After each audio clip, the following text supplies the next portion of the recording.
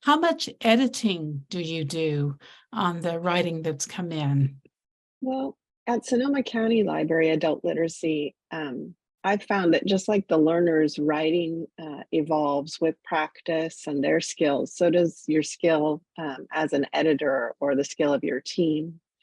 I approached editing the first time by wanting to make sure that the tutors who were helping the learners and the staff that were receiving the stories knew to preserve the learner's voice, to not over edit and to change things into your own voice when you're in the editing role.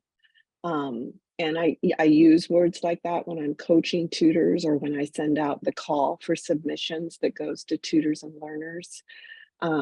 I stress that you want to encourage um, more writing, rewriting while you're working on the process of the story, because a lot of times that practice improves the writing. And also that you do want to read, if you're the editor or the tutor, you want to read for clarity. Is your learner able to make their ideas clear to a reader? And that's what you're helping them do in their own authentic voice. So I played that role at my program, and I still do. But I try and coach more and more. Each year we do an anthology to the tutors that they can do this as well. And I'd say that I grow in the coaching that I'm providing them. And I always make myself available for any tutor who's not sure. We always send back and forth any revised or edited copy to the learner to make sure that they feel that these corrections or these edits are in their voice, what they really want to say. And also, it's a learning tool. So I'd say that with the editing, we try and keep it minimal to preserve the voice and the intention of the learner writer. We want to make sure it's clear to readers, and we want to encourage more writing. Um, and then I've learned from another group of coordinators here at CLLS, that you want to make sure that there'd be no embarrassment in the future as your learners' skills grow when they look back at the anthology that will be in print, and that they'll be proud of their work.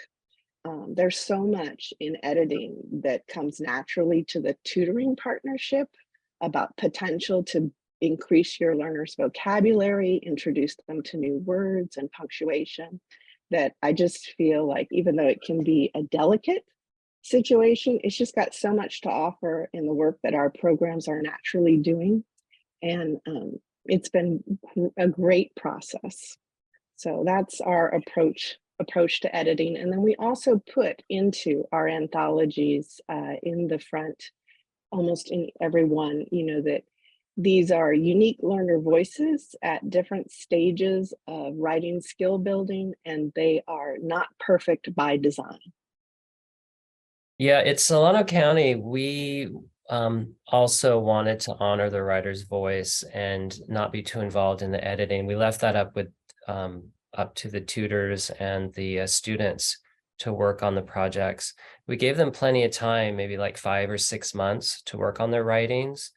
And we talked a lot about the writing process and rewriting and all that entails. And when we asked that the final project be emailed to me, and then I would take a look at them. And we had a couple other volunteers also take a look at the writings.